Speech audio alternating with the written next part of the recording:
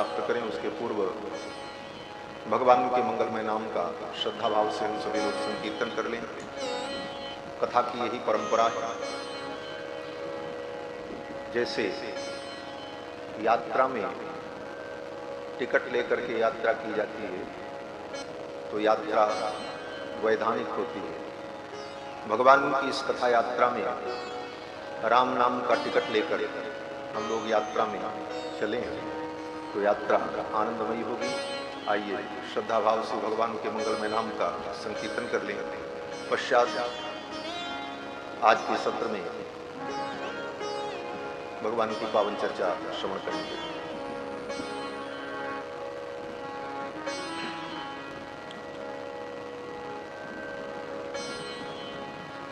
श्री सीतारामचंद्र भगवान की जय। सीताराम सीताराम सीताराम जय सीताराम। सीताराम सीताराम सीताराम जय सीताराम। सीताराम सीताराम सीताराम जय सीताराम। सीताराम सीताराम सीताराम जय सीताराम। सीताराम सीताराम सीताराम जय सीताराम। सीताराम सीताराम सीताराम जय सीताराम। सीताराम सीताराम सीताराम जय सीताराम। सीताराम सीताराम सीताराम जय सीताराम। सीताराम सीताराम सीताराम जय सीताराम।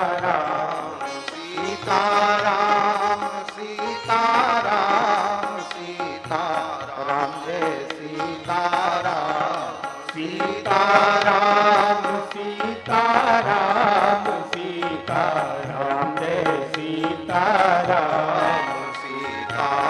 सीताराम सीताराम सीताराम जय सीताराम। सीताराम सीताराम सीताराम जय सीताराम। सीताराम सीताराम सीताराम जय सीताराम। सीताराम सीताराम सीताराम जय सीताराम। राजा राम राजा राम राजा राम जय राजा राम। राजा राम राजा राम राजा राम जय राजा राम। राजा राम राजा राम राजा राम जय राजा राम। राजा राम राजा राम राजा राम जय राजा राम। सीताराम सीताराम सीताराम जय सीताराम। सीताराम सीताराम सीताराम जय सीताराम। सीताराम सीताराम सीताराम जय सीताराम। सीताराम सीताराम सीताराम जय सीताराम। सीताराम सीताराम सीताराम जय सीताराम। सीताराम सीताराम सीताराम जय सीताराम। सीताराम सीताराम सीताराम जय सीताराम। सीताराम सीताराम सीताराम जय सीताराम। सीताराम जय सीताराम। सीताराम जय सीताराम। सीताराम जय सीताराम। सीताराम जय सीताराम। श्री सीतारामचंद्र भगवान की जय। परमाध्यक्ष अनंत करुणा वरुणालय सौशील्य वात्सल्यादि अनंत गुण गंभीर अखिल हेय प्रत्यनीक कल्याणैकतान श्वेतर समस्त वस्तु विलक्षण कौशल्यानंद वर्धन भगवान श्री रघुनंदन, जिनकी वांगमयी मूर्ति, शब्दमयी मूर्ति, आदि काव्य श्री रामायण के माध्यम से 9 दिनों तक हम सभी लोग भगवान की मंगलमयी चर्चा, पावन चर्चा श्रवण करेंगे। भगवान की कथा के सुरसिक श्रोता अनंत बलवंत श्री हनुमंत लाल जी महाराज, जिनकी भावमयी उपस्थिति भगवान की कथा में सर्वदा सर्वत्र विद्यमान रहती है। अन्य श्रोताओं को तो बुलाना पड़ता है, आओ बैठो आसन ग्रहण करो, लेकिन श्री हनुमान जी महाराज कहीं भी रघुनाथ जी की कथा हो, हनुमान जी बड़े ही विनम्र भाव से कथा श्रवण के लिए पधारते। यत्र यत्र रघुनाथ कीर्तनम तत्र तत्र कृतमस्तकांजलि। और कथा सुनकर भाव विभोर होते। ये भगवान की कथा हमें भाव के सागर में डुबोती है। हम भाव के सागर में डूबे, इसका स्वरूप क्या है, इसकी पहचान क्या है? कहते हमारा हृदय द्रवीभूत हो जाए, वाणी गदगद हो जाए, आंखों से अश्रुपात हो, बाग गदगदार द्रवते यस्य चित्तम, चित्र दवीभूत हो, आंखों से अश्रुपात हो। और श्री हनुमान जी महाराज जब कथा सुनने बैठते हैं तो वाष्प बारी परिपूर्ण लोचनम मारुतिम नमत राक्षसांतकम। ऐसे श्री हनुमान जी महाराज भगवान की कथा के सुरसिक श्रोता,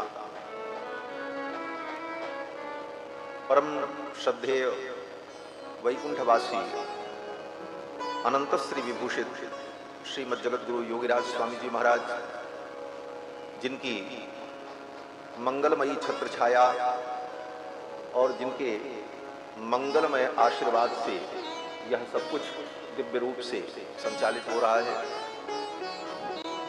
जिन्होंने केवल नेपाल राष्ट्र में ही नहीं अपितु भूटान इत्यादि अनेक देशों में वैष्णव धर्म का खूब प्रचार किया। और प्रचार तंत्र के माध्यम से प्रचार नहीं किया, अपितु अपनी साधुता, ज्ञान, वैराग्य और तपस्या के प्रभाव से उन्होंने सबको वैष्णव धर्म से जोड़ा। ऐसे परम श्रद्धेय पूज्य स्वामी जी महाराज जो वैकुंठ से हम सब पर अनुग्रह कर रहे हैं, वहां से ही उनका मंगलमय संदेश और आशीर्वाद हम सभी लोगों को प्राप्त हुए।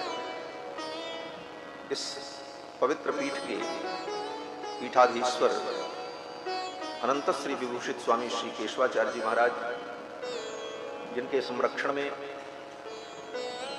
यह संस्था विभिन्न प्रकार के धार्मिक प्रकल्पों का विस्तार कर रही है, इस संपूर्ण कार्यक्रम के महाप्रतिष्ठा, महासंप्रोक्षण कार्यक्रम के समिति के अध्यक्ष स्वामी श्री गोविंदाचार्य जी महाराज, जिनका पावन सानिध्य हम सभी लोगों को प्राप्त हो रहा है, और इस पीठ के उत्तराधिकारी स्वामी श्री भागवताचार्य जी महाराज, जिनका परिश्रम आप सभी लोग देख रहे हैं, बड़े ही उत्साह के साथ और सभी आचार्यों को बुलाकर इतने बड़े महामहोत्सव का जो आयोजन हो रहा है,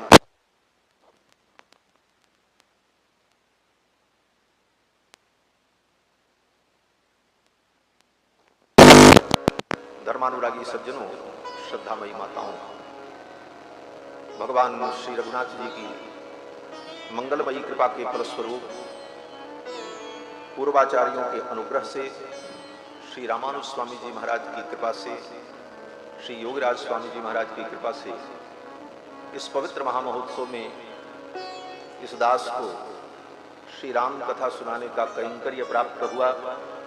ये हमारे लिए भी महत् सौभाग्य है। इस पवित्र उत्सव में भगवान की गुण गाथा गा करके हम भी अपनी वाणी को पवित्र कर लें। वस्तुतः भगवान की कथा का कोई वर्णन नहीं कर सकता। हजार मुख से शेष जी महाराज भी वर्णन करें फिर भी भगवान के चरित्र का संपूर्ण वर्णन नहीं कर सकते। फिर भी हम लोग जो कुछ वर्णन करते हैं, सुनते हैं, उसका एक ही उद्देश्य है कि हम अपनी वाणी को, अपने अंतःकरण को हम पवित्र कर लें। निज गिरा पावन करन कारण राम जस तुलसी कहे। गोस्वामी तुलसीदास जी महाराज कहते हैं कि मैंने अपनी वाणी को पवित्र करने के लिए, अपने अंतःकरण को पवित्र करने के लिए भगवान की कथा का आश्रय लिया। भगवान की कथा हमारे अंतःकरण को पवित्र करती है। जब तक अंतःकरण पवित्र न हो तब तक निष्कृति नहीं हो सकती। श्री वेदव्यास जी महाराज कहते हैं कि मनः शुद्धि विहीनानाम निष्कृतिश्च कथम भवेत्। मनः शुद्धि विहीनानाम, जिनके मन की शुद्धि नहीं हुई उनकी निष्कृति कैसे हो? तो फिर श्री वेदव्यास जी महाराज ही उत्तर देते हैं।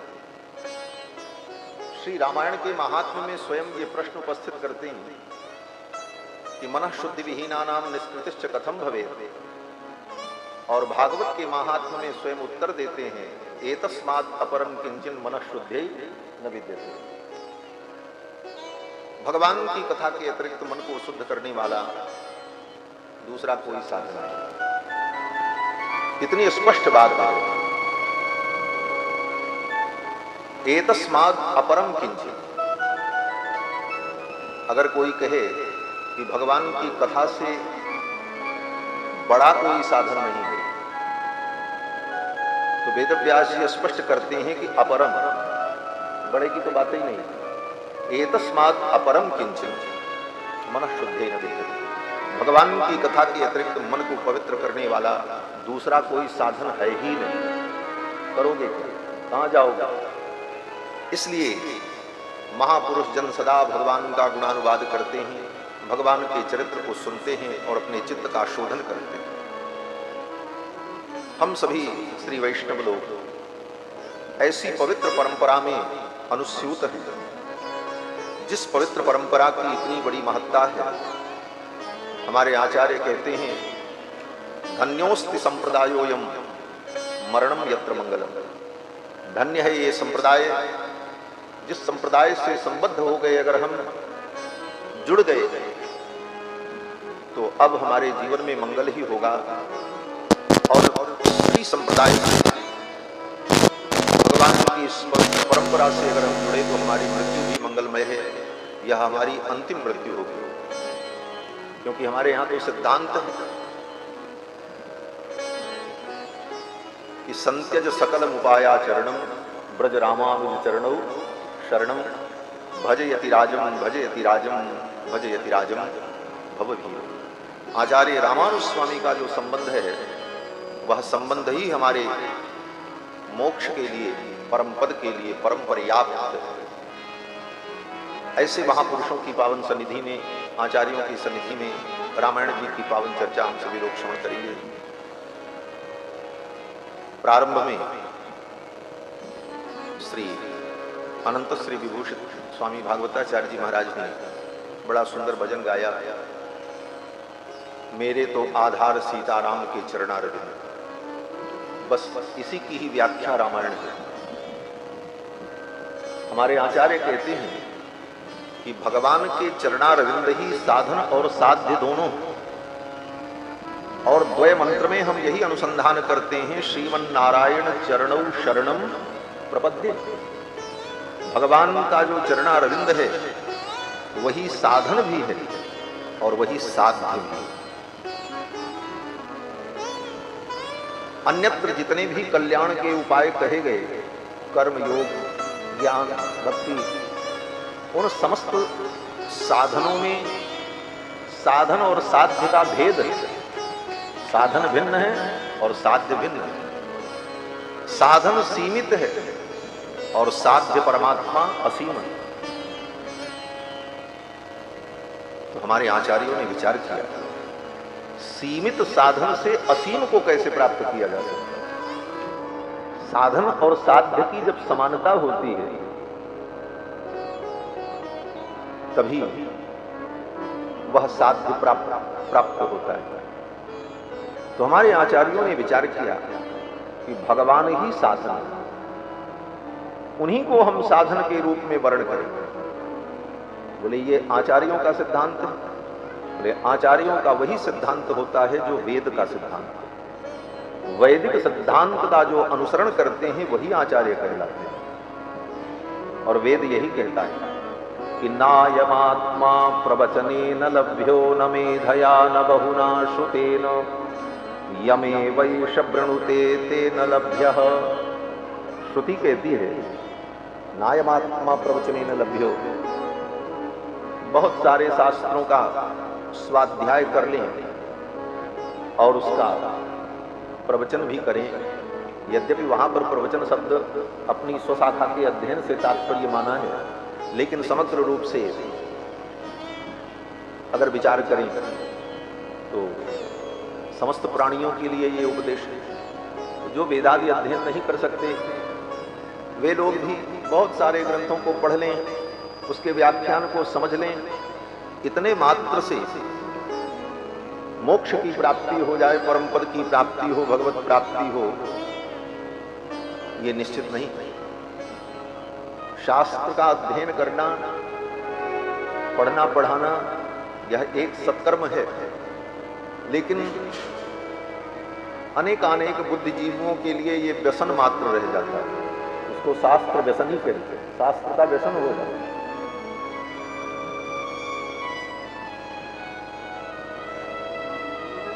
और उस शास्त्र व्यसन से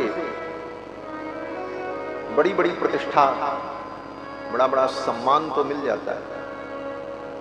वाग वैखरी शब्द झरी शास्त्र व्याख्यान कौशलम विदुषाम इह वैदुष्यम भुक्तये न तु मुक्तये। इसीलिए वेदों ने कहा नायमात्मा प्रवचनेन लभ्यो न मेधया। बहुत बुद्धि से भी भगवान नहीं है, बुद्धि की गति ही नहीं है भगवान। बुद्धि थक जाएगी, ब्रह्मा की बुद्धि थक जाएगी, हमारी आपकी बुद्धि क्या है। मेधा के द्वारा, बुद्धि के द्वारा भी उसे नहीं जाना जा सकता। तब कहते हैं बहुत सुन लिया हो, बहुत श्रुत हो।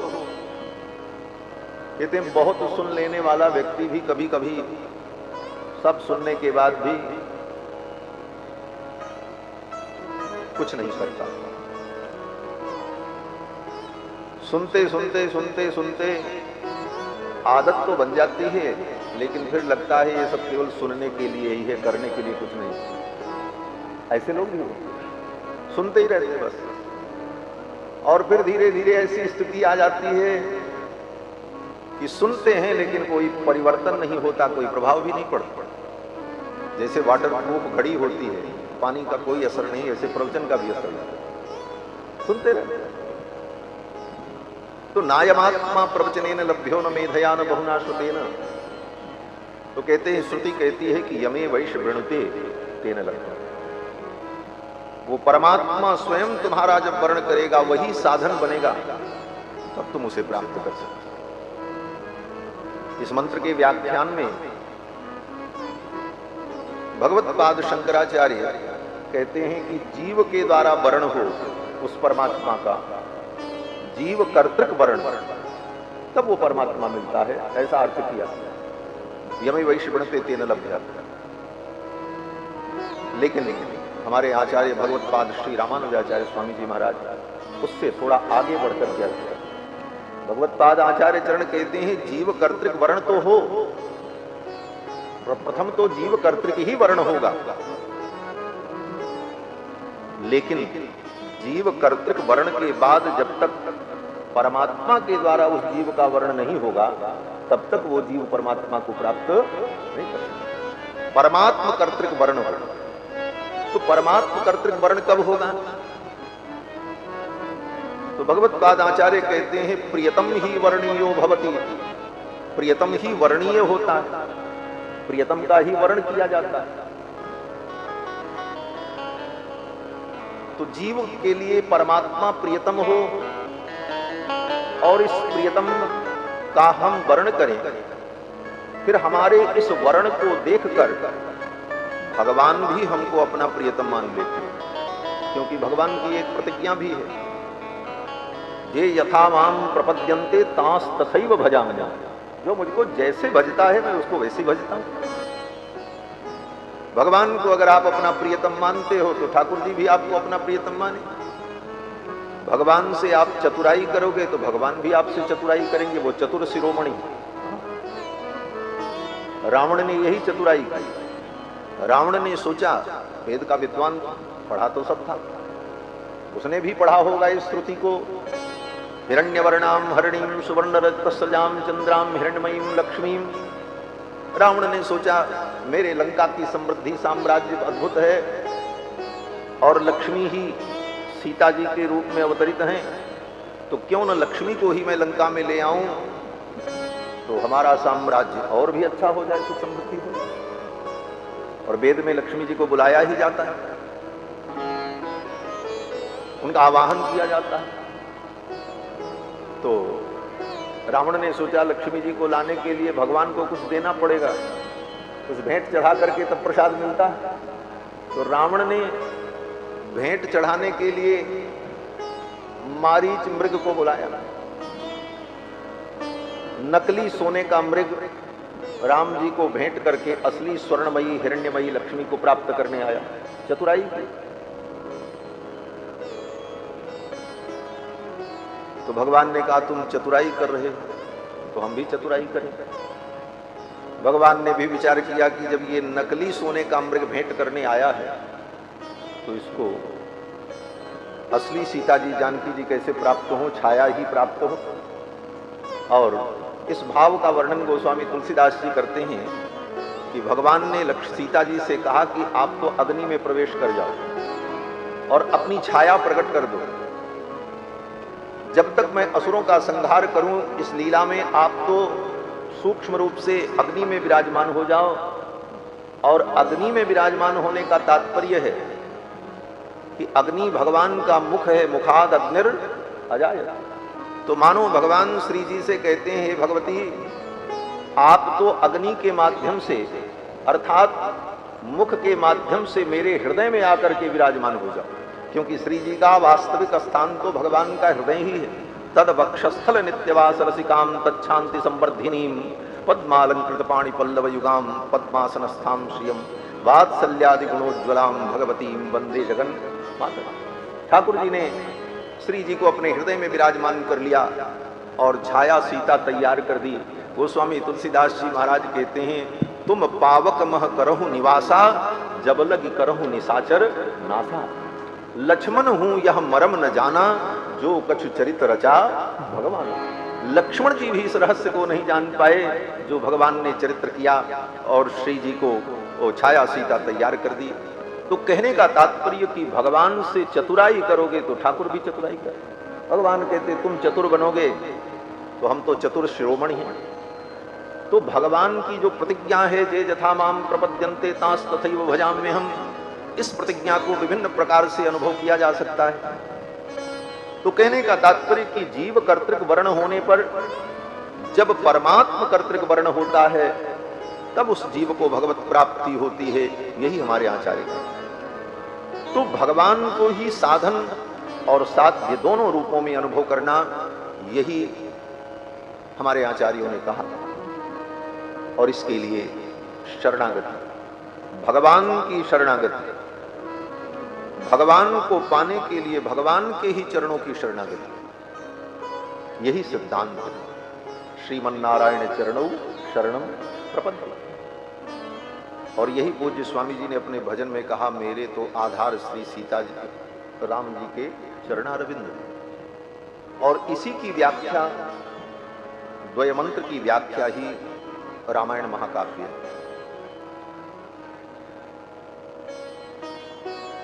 रामायण द्वयमंत्र की व्याख्या है। श्रीमन्नारायण,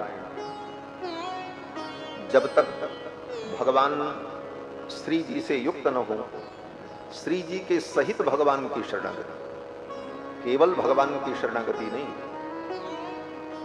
श्री जी की शरणागति करते हुए भगवान की शरणागति, यही सिद्धांत है। इसीलिए श्रीमन्नारायण चरण, केवल नारायण चरणों नहीं, श्रीमन्नारायण चरण शरणम प्रपद्ये।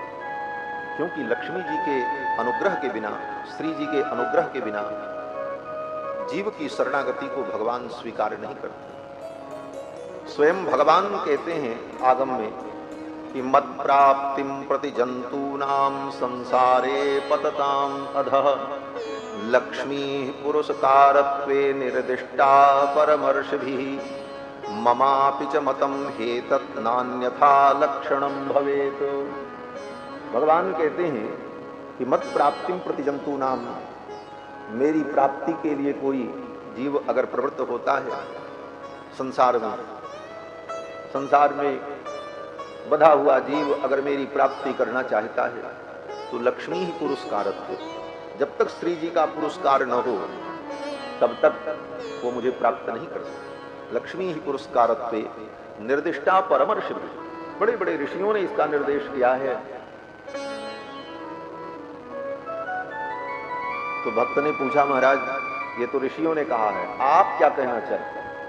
तो भगवान कहते हैं ममापि च मतम हेतत्, मेरा भी यही मत है, जब तक श्री जी का अनुग्रह न हो तब तक मेरी शरणागति करके भी जीव मुझे प्राप्त नहीं कर सकता। तो यह सिद्धांत जो है हम वैष्णवों का, यही श्रीमद् वाल्मीकि रामायण का प्रतिपाद्य विषय। आदि से अंत तक श्री रामायण में शरणागति का ही वर्णन। और शरणागति शुरू कहां से होती? रामायण में सर्वप्रथम शरणागति देवताओं की होती है। रावण के आतंक से त्रस्त होकर देवताओं ने श्री दशरथ जी महाराज के यज्ञ में जब अपना अपना भाग ग्रहण करने के लिए आए तो सबने विचार किया हमारा दुख कैसे दूर होगा, हम किसकी शरण में जाएं। और वहां सब उपस्थित थे, ब्रह्मा जी भी थे, भगवान शिव भी थे, और भी जितने देवता हैं, लोकपाल हैं, सब थे। और उन सब ने ये विचार किया कि हमारे दुख को कौन दूर करेगा, और सब ने भगवान की शरणागति की। और उसी शरणागति का परिणाम कि भगवान ने अवतार लेने का संकल्प किया। तो ये देवताओं की शरणागति सर्वप्रथम होती है रामायण में। ये सिद्ध करता है कि इन देवताओं की शरण में लोग जाते हैं तत्त फल की प्राप्ति के लिए, लेकिन विचार करो ये देवता भी किसकी शरण में जाते हैं? भगवान की शरण ग्रहण करते हैं। तो जब देवता भी भगवान की शरण ग्रहण करते हैं तो हम भगवान को छोड़कर अन्यत्र कहां शरण ग्रहण करें? तो देवताओं की शरणागति यही सिद्ध करते हैं। इसी भाव को भगवत पाद श्री यामुनाचार्य स्वामी जी महाराज आलवंदार स्तोत्र में कहते हैं कि वेदापहार गुरुपातक दैत्य पीड़ा द्यापद विमोचन महिष्ठ फल प्रदान। ब्रह्मा शंकर इन सब को अपनी कृपा से अनुग्रहित करने वाले भगवान हैं, और जब जब इन पर विपत्ति आई तो ये सब भगवान की शरण में।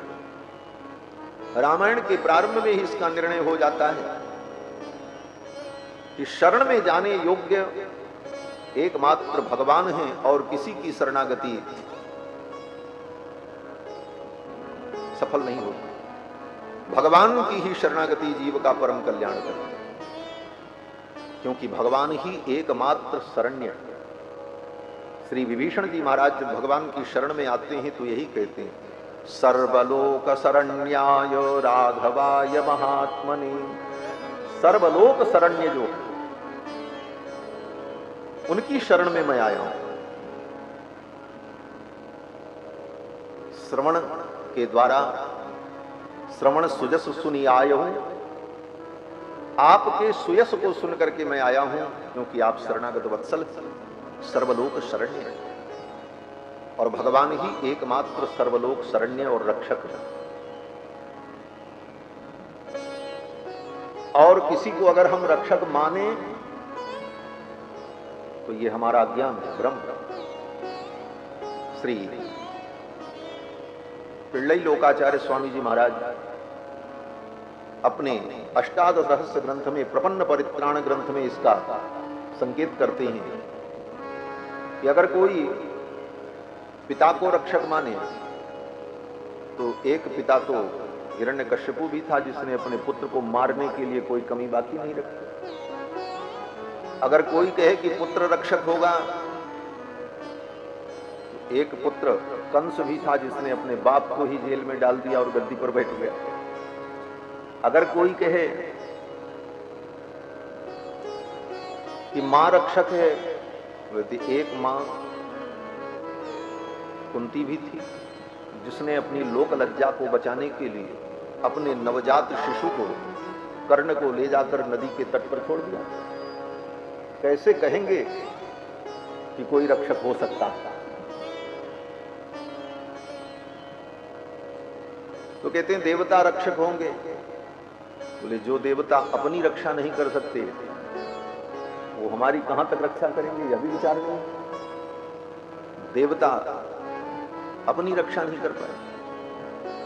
जब रावण ने अपनी गदा उठाई, चंद्रहास खड्ग उठाया और स्वर्ग पर आक्रमण किया, तो गोस्वामी तुलसीदास जी महाराज कहते हैं देवता स्वर्ग छोड़ करके भाग गए।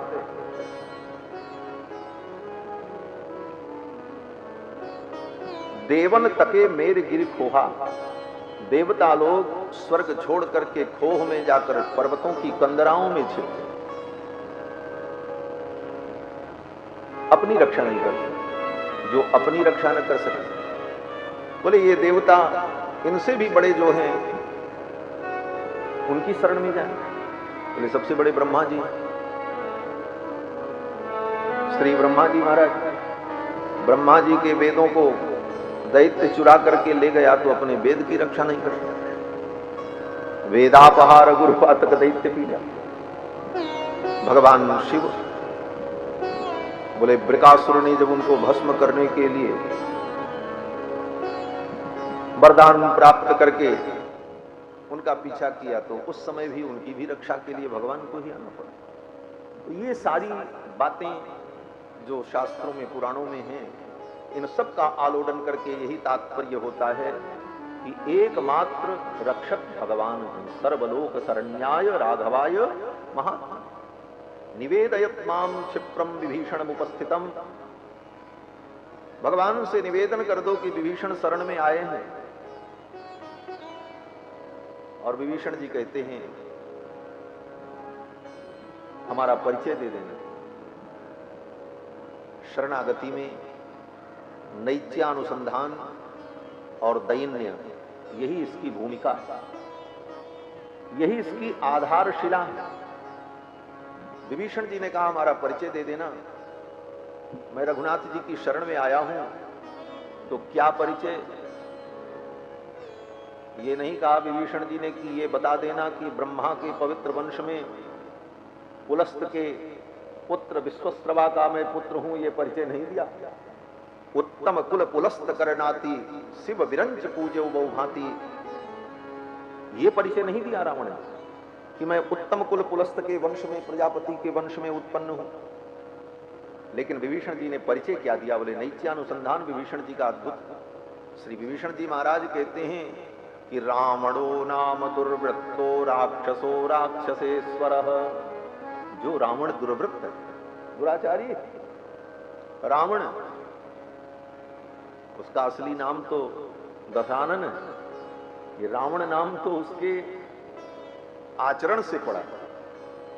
क्या आचरण? बोले सबको रुलाता था और स्वयं बहुत रोया,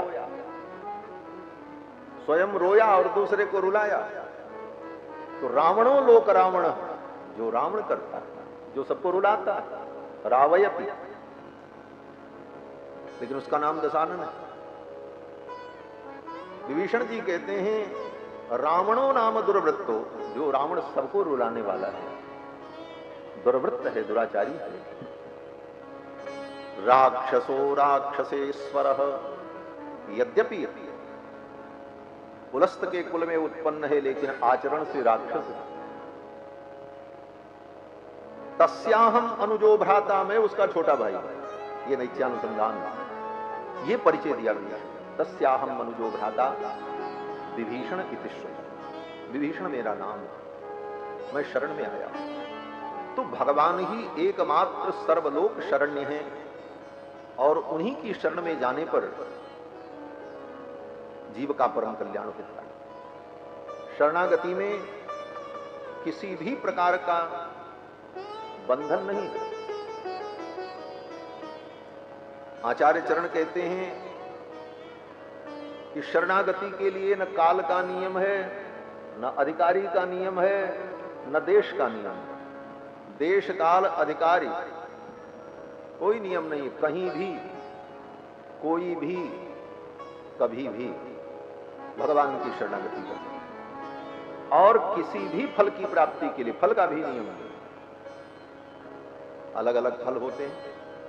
कोई आर्त होता है, कोई जिज्ञासु होता है, कोई अर्थार्थी होता है, कोई मुमुक्षु होता है। विविध प्रकार से भगवान की शरणागति। तो शरणागति के फल में भी कोई नियम नहीं, लेकिन आगे कहते हैं विषय नियम एवास्ति, विषय नियम है। शरणागति किसकी करें? बोले भगवान की ही की जा सकती। भगवान की ही शरणागति जीव का परम कल्याण करती है। तो ऐसे गंभीर विषय का वर्णन रामायण में महर्षि वाल्मीकि ने किया है। और दूसरे शब्दों में कहें तो हमारे स्त्री संप्रदाय में जो सिद्धांत है, शरणागति, प्रपन्नता, स्त्री जी का पुरस्कार और भी जो तत्संबंधित विषय हैं, उन समस्त विषयों का चिंतन श्री रामायण में हमारे पूर्वाचार्यों ने किया है। भगवत्पाद शेषावतार स्वामी श्री रामानुजाचार्य जी महाराज के जीवन चरित्र में तो आप सबने पढ़ा ही है। 18 बार अपने आचार्य के चरणों में रामायण जी को सुना।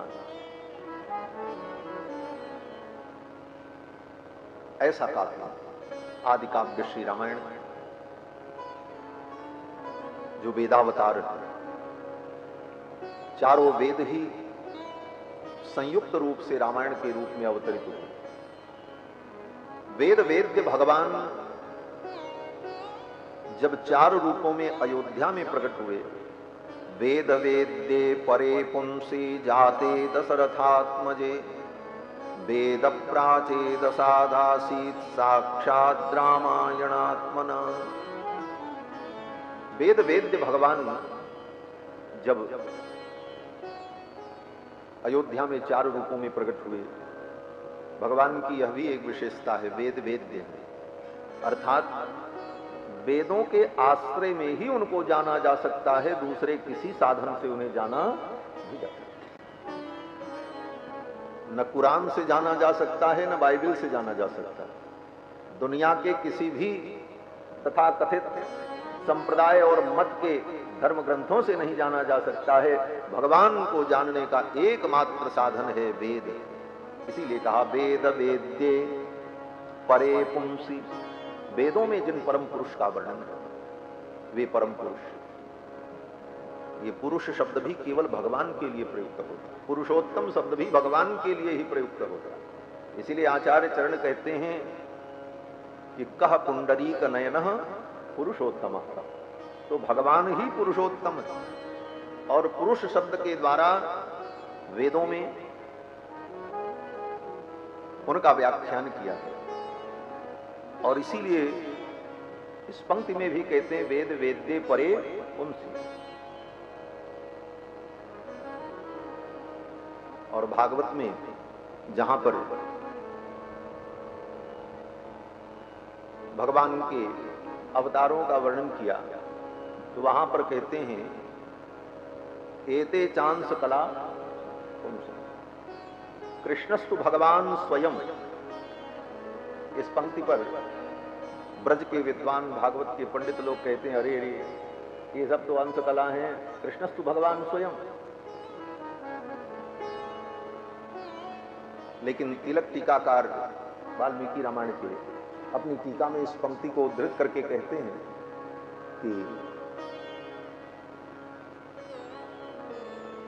कि एते चांस कला पुंसा। यहां पर जो षष्ठी है पुंस शब्द में, उसका अर्थ किया पुंस माने भगवान राम, पुरुष वही राम, उनके अंश हैं, सब राम जी के ही अंश हैं। और कृष्ण कौन है? बोले कृष्णस्तु भगवान स्वयं, और राम जी ही भगवान कृष्ण है। ये तात्पर्य है। तो भगवान श्री राम परम पुरुष हैं। वेद वेद्य परे पुंसी जाते दशरथात्मजे वेद प्राचेद सादासीत साक्षात रामायणात्मना। जब वेद वेद्य परमात्मा चार रूपों में प्रकट हो गए, कृत्वात्मानं चतुर्विधम, चार रूपों में अपने आप को प्रकट किया। भागवतकार भी कहते हैं चतुर्धागाद हरि। निस्संदेह भगवान एक, इसमें कोई संदेह नहीं है। एकमेवाद्वितीयम, श्रुति कहती है एकमेव अद्वितीय, दूसरा है ही नहीं, एक ही है भगवान, एकमेवाद्वितीयम। लेकिन एक भगवान चार हो गए, कृत्वात्मानं चतुर्विधम, चतुर्विध। तो वेदों ने विचार किया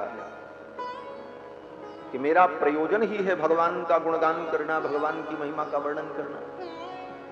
तो एक भगवान परमात्मा जो चार रूपों में प्रकट हो गए, तो हम तो पहले से ही चार रूप में, हम एक रूप में प्रकट हो जाएं। चारों वेदों ने विचार किया एक भगवान चार रूपों में प्रकट हो गए अयोध्या में, तो हम चारों वेद मिलकर के संयुक्त रूप से एक रूप में प्रकट हो जाएं। और चारों वेदों ने महर्षि वाल्मीकि के माध्यम से रामायण के रूप में अवतार ग्रहण कर लिया। वेद वेद्य परे पुंस जाते दशरथात्मजे वेद प्राचेद सादासीत साक्षात रामायण। भगवान को अवतार क्यों लेना पड़ा? अवतार का प्रयोजन क्या? विभिन्न प्रकार के प्रयोजन अवतार के विषय में शास्त्र में कहे गए हैं, और अलग अलग बुद्धि का स्तर होने के कारण शास्त्र ने अलग अलग बुद्धि के स्तर की बातें भी कही।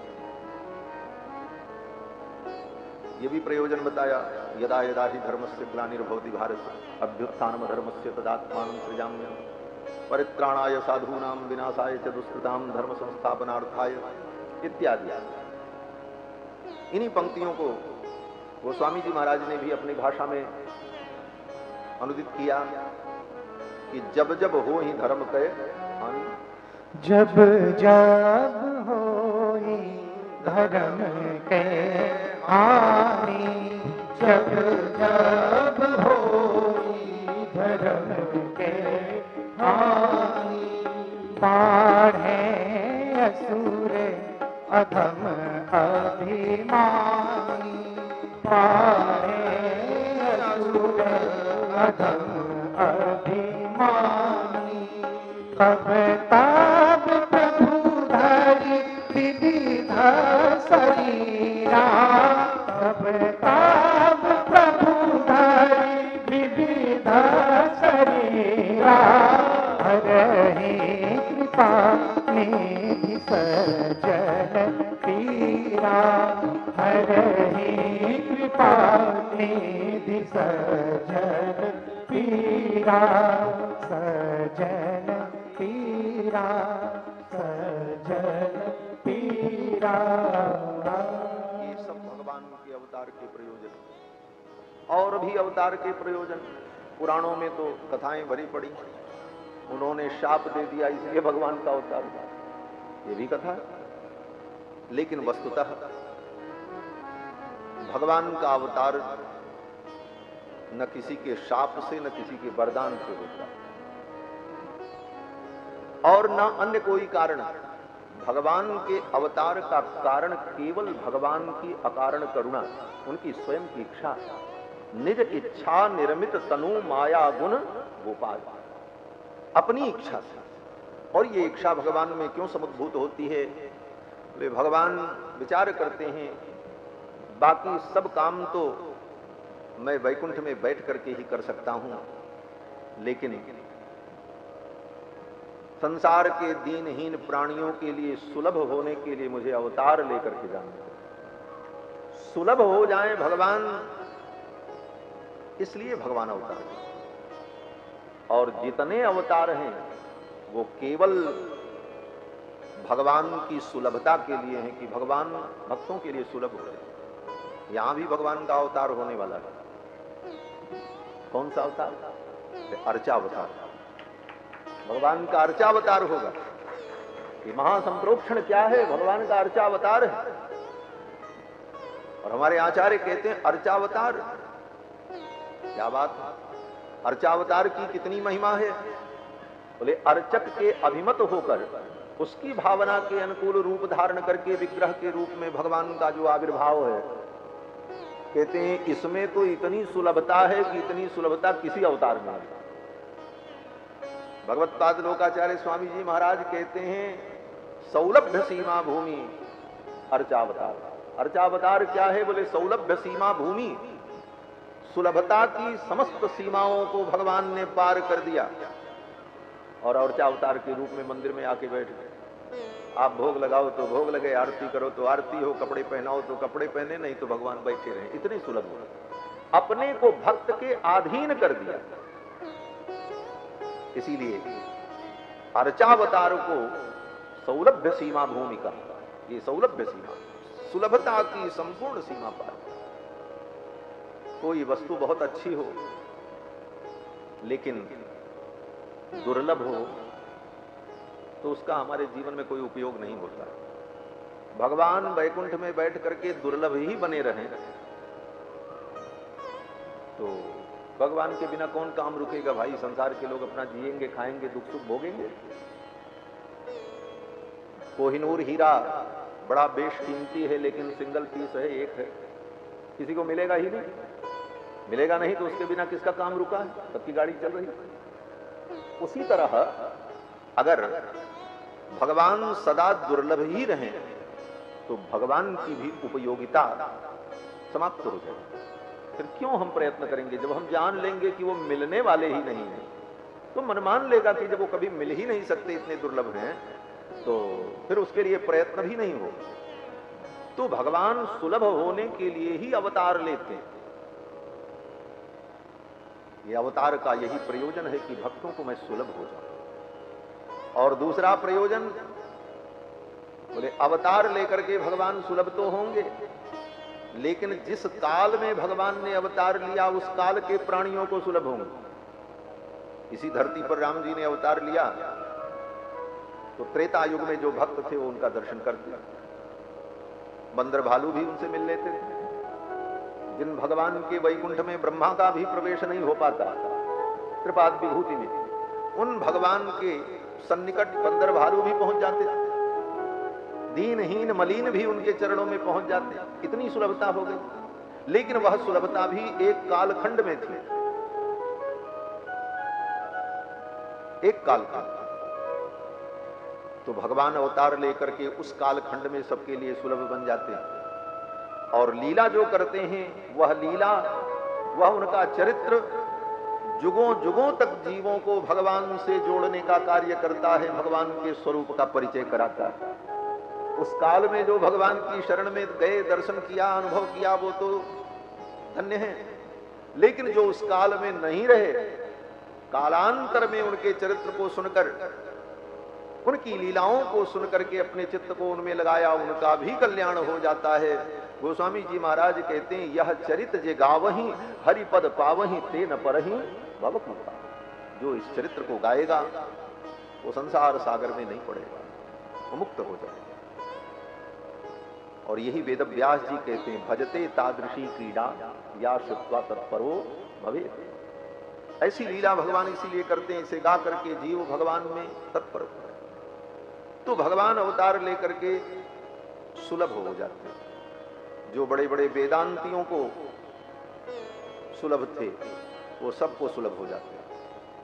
जिन भगवान को जानने के लिए पहले अपने स्वधर्म का पालन करें, फिर संपूर्ण वेद का अध्ययन करके वेदों के पूर्व भाग में वर्णित जो कर्म हैं उन कर्मों का अपने जीवन में अनुष्ठान करे, और फिर कर्माधिगमादनंतरम ब्रह्म विविदिशेति, और तब ब्रह्म विविदिशा उत्पन्न हो, ब्रह्म जिज्ञासा उत्पन्न हो। क्योंकि वेदांत में यही कहा, इतना सब करने के बाद तब वेदांत के द्वारा उस वेद वेद्य परमात्मा को व्यक्ति जाने। कितने दुर्लभ है भगवान। तो भगवान ने सोचा भी ये सब वेद वेदांत पढ़ करके और तब कर्म की न्यूनता को जानकर, ब्रह्म की महिमा को जान करके तब लोग हमें पाने के लिए प्रवृत्त हों और हमको जाने, ये तो बड़ा लंबा प्रोसीजर हो जाएगा। इसलिए भगवान ने कहा, जो द्विज हैं वो तो वेद वेदांत पढ़ करके जान भी लेंगे, लेकिन सामान्य प्राणियों को मेरे स्वरूप का ज्ञान कैसे हो। इसलिए भगवान ने विचार किया हम सबके लिए सुलभ हो जाए, और भगवान सबके लिए सुलभ होने के लिए ही अवतार धारण करे। वह दुर्लभता दूर हो गई और भगवान सबको सुलभ हो गए।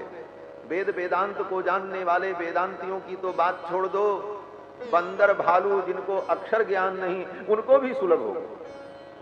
केवट मीत कहे सुख मानत बानर बंधु बढ़ाई, जानत प्रीति रीति रघुराई।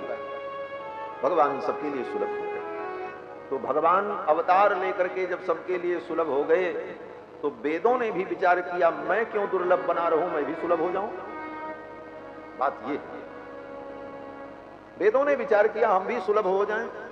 क्यों? बोले वेद दुर्लभ है। क्यों दुर्लभ है? बोले वेद सब नहीं पढ़ सकता। वेद व्यास जी कहते हैं, स्त्री शूद्र द्विज बंधु नाम त्रयी न श्रुति गोचरा, कर्म श्रेयसी मूढ़ा नाम श्रेय एवं भवेदिह। स्त्री शूद्र और ब्राह्मण में भी जो ब्राह्मण कर्महीन हैं, जिनका उपनयनादि संस्कार नहीं हुआ, ब्रात्य हो गए, उपनयनादि संस्कार हुआ लेकिन संध्या बंदन विहीन कर्महीन हो गए, वे भी वेद के अध्ययन के अधिकारी नहीं। तो अब उनके लिए वेद कहां सुलभ होगा? तो वेद सबके लिए सुलभ नहीं थे, वेद दुर्लभ थे। तो वेदों ने विचार किया हम भी सुलभ हो जाएं। तो सुलभ होने के लिए ही वेदों ने रामायण के रूप में अवतार ले लिया। वेद वेद्ये परे पुंस जाते दशरथात्मजे, वेद प्राचेत सादासीत साक्षात रामायण। ये रामायण चारों वेद के तुल्य है। ये वेद के समान है और वेदों का अवतार है। हमारे पूज्य आचार्य चरण कहते थे, ये रामायण, ये चार अक्षर, ये चारों वेद का मानो संकेत है।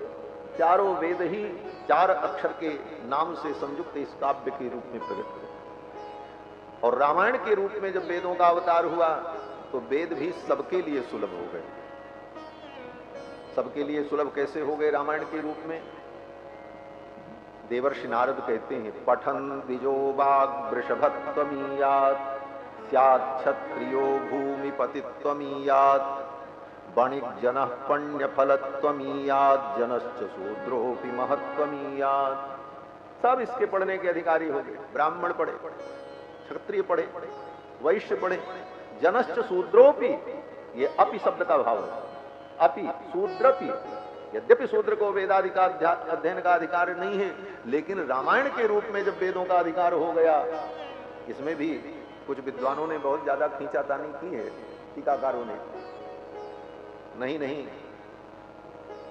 बस 5 मिनट में विराम। तो कई टीकाकारों ने इस पर बड़ी समीक्षा की है, इस पंक्ति पर, कि किसी द्विज को सामने बैठाकर और तब रामायण सुनाई जाए, इस प्रकार से रामायण सुनने के सब अधिकारी हैं। बोले जब यही बंधन रह गया तब अवतार लेने का प्रयोजन क्या? इसीलिए महर्षि कहते हैं जनश्च शूद्रोपि, अपि शब्द का यही अर्थ है। माने शूद्र भी, वेदादि का अधिकारी नहीं है लेकिन वो भी, अर्थात स्पष्ट कर दिया कि चारों वर्ण के लोग, सभी लोग, प्राणी मात्र रामायण के अधिकारी हैं और रामायण के द्वारा उनका परम कल्याण होता है। तो भगवान ने अवतार लेकर के सौलभ्य प्रकट किया, तो वेदों ने भी अवतार लेकर के अपने आप को सबके लिए सुलभ कर दिया। ये रामायण का था। और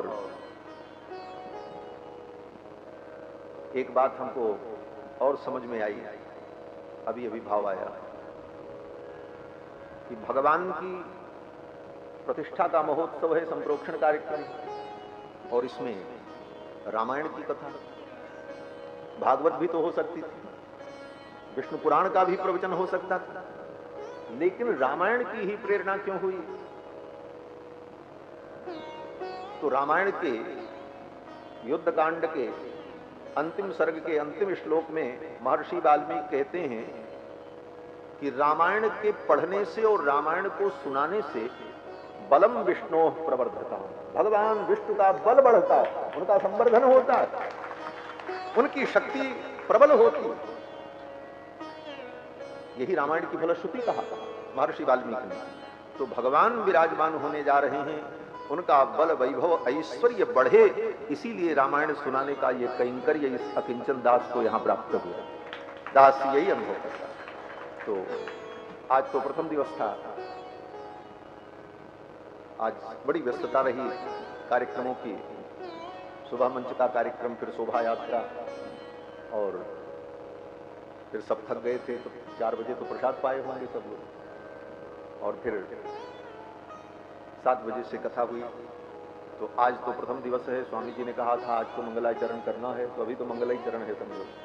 तो कल से हम सभी लोग बड़े ही आनंद से राम जी के चरित्र का अवगाहन करेंगे, क्योंकि भगवान श्री राम का चरित्र ही हमारे चित्त को शुद्ध करने वाला है। और राम जी का जो चरित्र है, इस चरित्र के कारण ही राम जी, इसीलिए राम के चरित्र की पूजा होती है, राम के चित्र की पूजा नहीं होती। चित्र तो दुनिया में बहुत से लोगों के बन जाते हैं, लेकिन राम जी की लाखों वर्षों से आज तक पूजा और आराधना हो रही है। उसका कारण क्या है? बोले राम जी का चरित्र।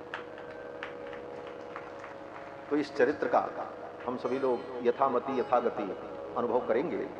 तो आज इतना ही कह करके वाणी को विराम, और कल से कथा का समय क्या होगा? हाँ, पूज्य स्वामी जी महाराज का संकेत है, कल से कथा का समय 2 बजे। 2 बजे का मतलब 2 बजे हम भी समय से आ जाएंगे, आप भी आ जाएंगे। 2 में 3 न हो तो 2 बजे से भगवत इच्छा पर्यंत 6 बजे तक, 5 बजे तक, 7 बजे तक, जो भी जैसा भी परिस्थिति जैसी रहेगी तदनुकूल हम आपकी वाचिक सेवा करेंगे। इन्हीं शब्दों के साथ भगवान के चरणों में प्रणाम करते हुए, समस्त आचार्यों के चरणों में प्रणाम निवेदन करते हुए वाणी को विराम देते हैं।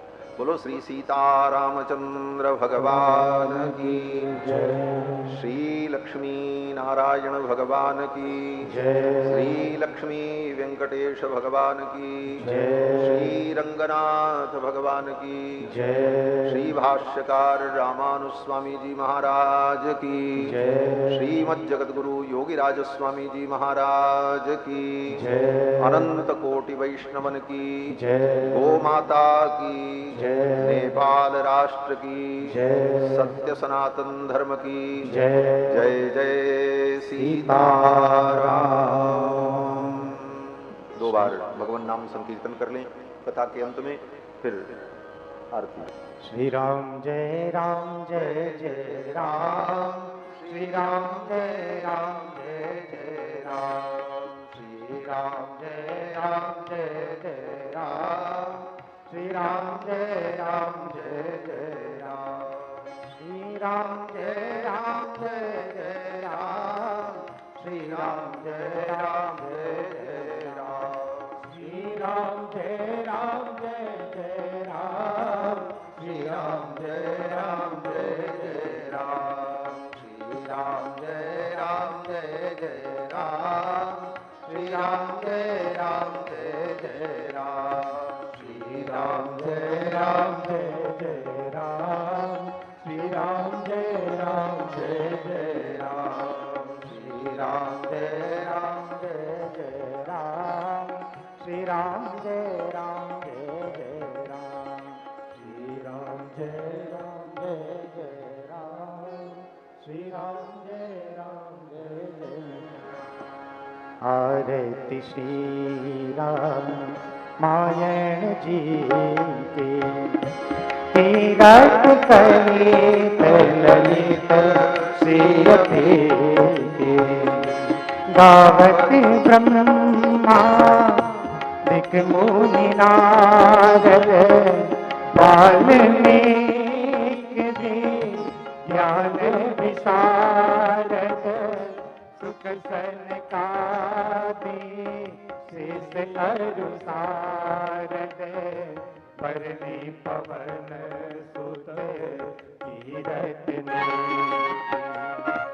आरती श्री राम मायण जी की कीरत कलित ललित श्रीयते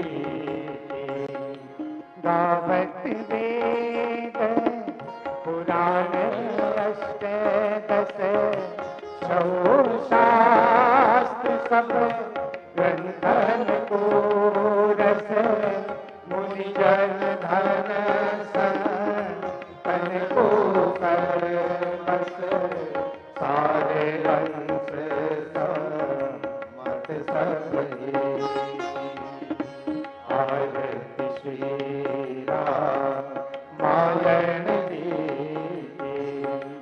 कीरत कलित ललित श्रीयते गावत संतत शंभु भवानी अर्भट संभव मुनि विज्ञानी व्यास आदि कवि बरज बखानी काग भुसुनी करुण की आरती श्री राम मायण जी की कीरत कलित ललित श्रीयते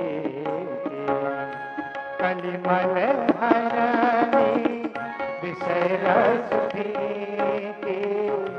सुभग शिकार मुख चुभती के तरन रोग भव मूरी की तात मात सब विधि तुलसी आरती श्री राम मायण जी कीरत कलित ललित श्रीयते कीरत कलित ललित श्रीयते कीरत कलित ललित श्रीयते आरार्तिक्यं समर्पयामि जलेन शीतलीकरणम् आरार्तिक्यग्रहणं पुष्पैरेवाभिवन्दनं हरिः ओम् यज्ञेन यज्ञमयं देवास्तानि धर्माणि प्रथमान्यासना तेनानाकं महिमानः सचन्त यत्र पूर्वे साध्याः सन्ति देवाः ॐ आपदामपहर्तारं दातारं सर्वसम्पदां लोकाभिरामं श्रीरामं भूयो भूयो नमाम्यहम् मंत्रपुष्पाञ्जलिं समर्पयामि श्री सीतारामचन्द्राभ्यां नमः। श्री